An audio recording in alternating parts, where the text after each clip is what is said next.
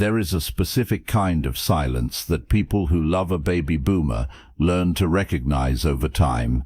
It is not indifference, it is not coldness, it is something more deliberate, the silence of someone who decided, long before you asked, that what they are carrying is not something they will hand to you. You might notice it when your mother mentions, almost in passing, that she has not been feeling well, and then immediately changes the subject before you can ask a follow-up question.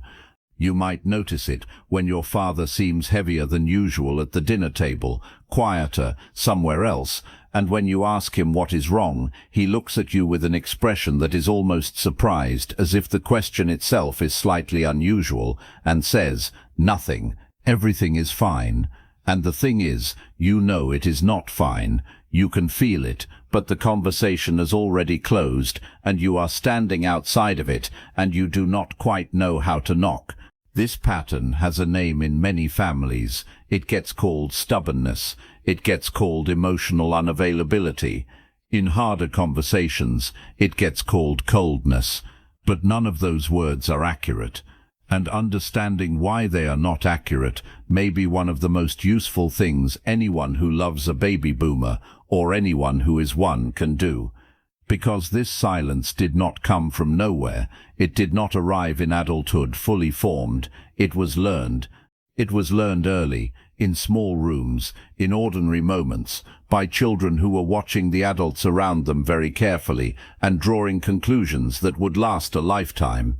Think for a moment about the homes that baby boomers grew up in during the 1950s and early 1960s.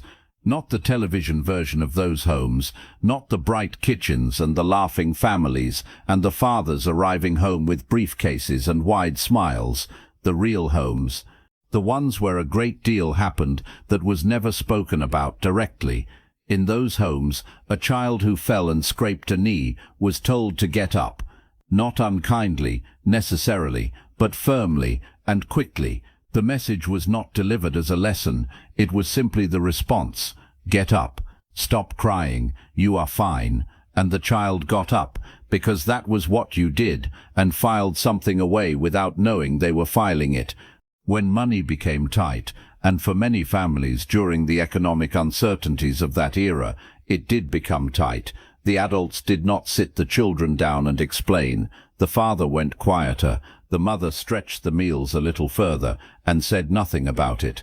The household continued functioning. The children understood that something was wrong without being told what it was, and understood equally clearly that it was not something to be discussed.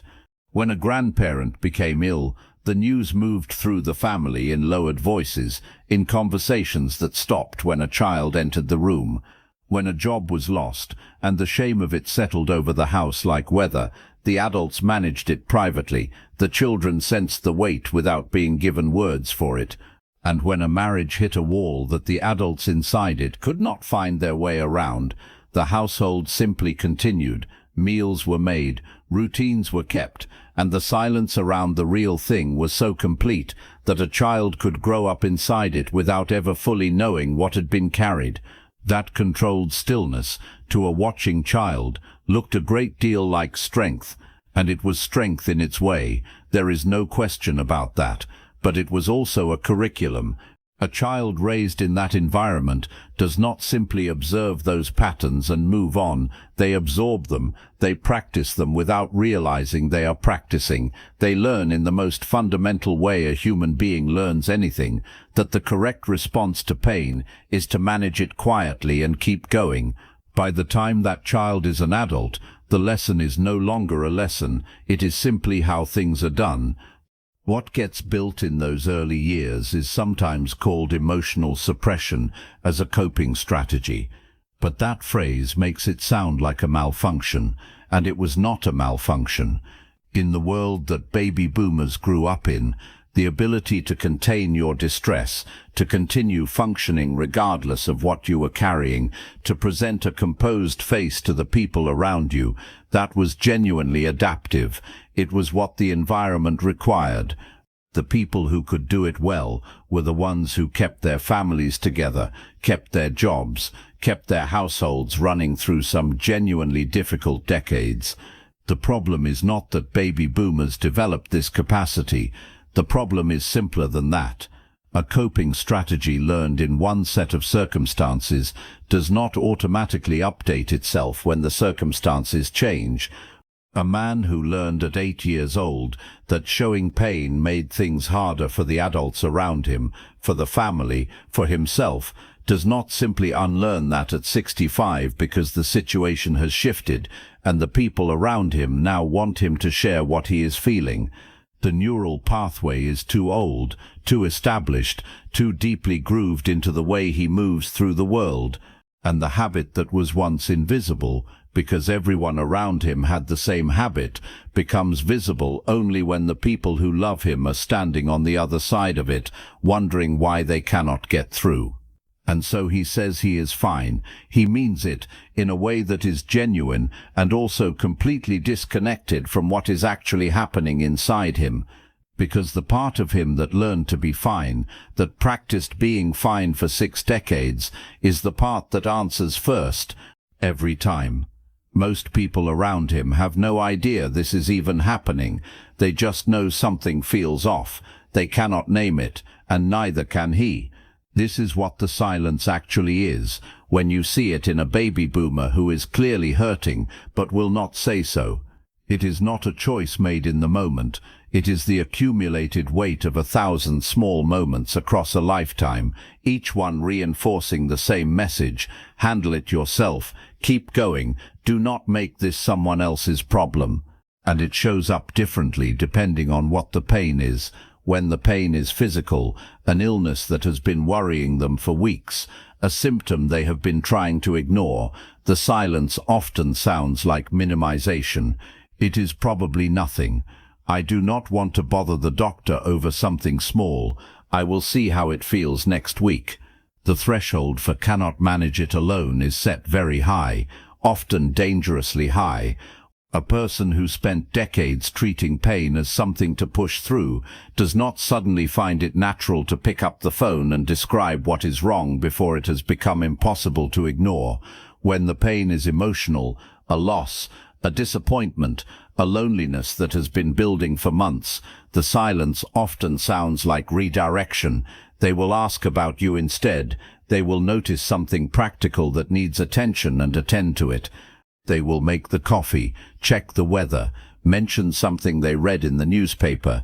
The conversation will move, smoothly and almost imperceptibly, away from what is actually happening inside them, and they will be the one who moved it, not out of manipulation, out of something much older and more automatic than any conscious choice.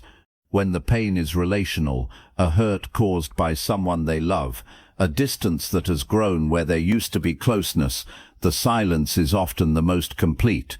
To speak about relational pain requires acknowledging that someone else is part of why you are hurting. For a generation that learned to solve problems independently, the idea of presenting your wound to the very person connected to it can feel not just uncomfortable, but genuinely inconceivable.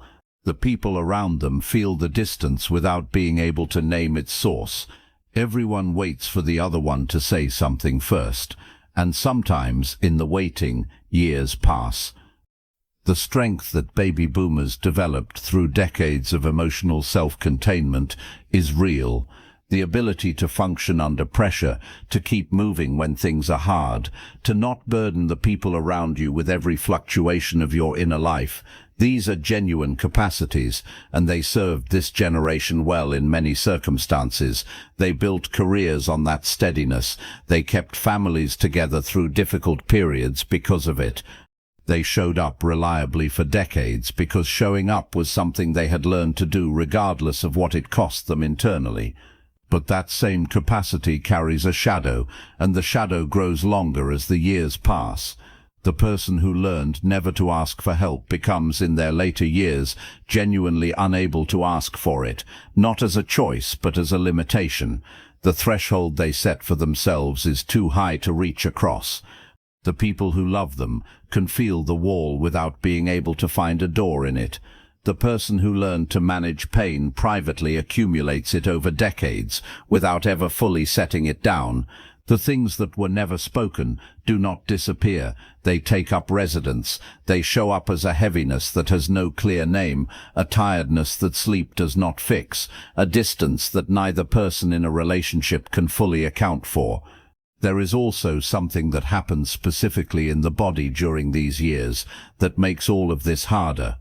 The physical changes of aging, the slower recovery, the new limitations, the appointments that become more frequent, require a kind of ongoing acknowledgement that goes against everything this generation was built to do. Admitting that the body needs attention feels uncomfortably close to admitting weakness, and so the doctor visit gets delayed. The prescription goes unfilled for a few extra days. The pain in the hip gets described as minor when it is not minor.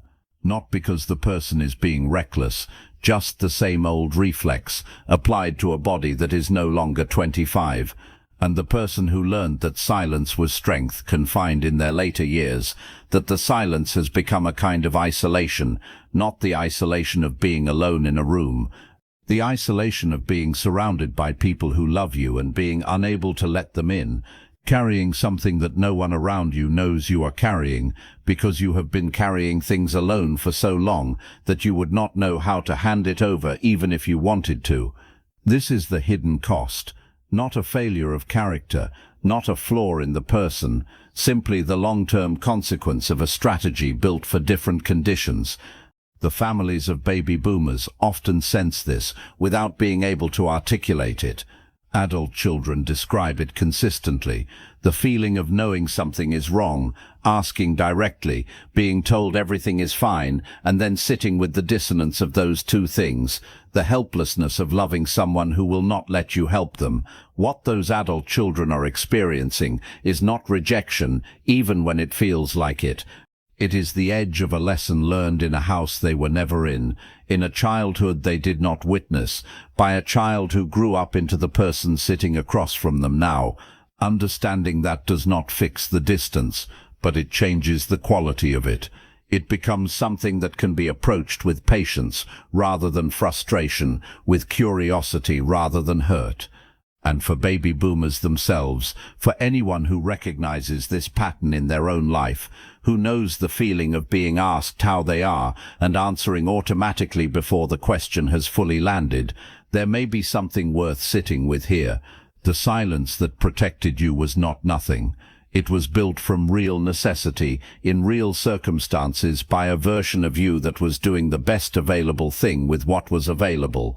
That deserves to be acknowledged rather than simply dismissed. But here is the thing. The people around you now are not asking you to be strong. They already know you are strong. They have watched you be strong for years, and they do not need another demonstration of it. What they are asking, in the way that people who love you ask things, is simply to be let in, not to fix what you are carrying, not to take it from you, just to know it is there. What comes after surviving looks different for everyone, but it usually starts with letting one person, just one, past the part of you that always says fine. That is not weakness. It never was. If something here felt familiar, if you recognized a pattern you have lived or watched someone you love live, leave a comment below. This channel exists because these conversations deserve to happen. If that matters to you, subscribe.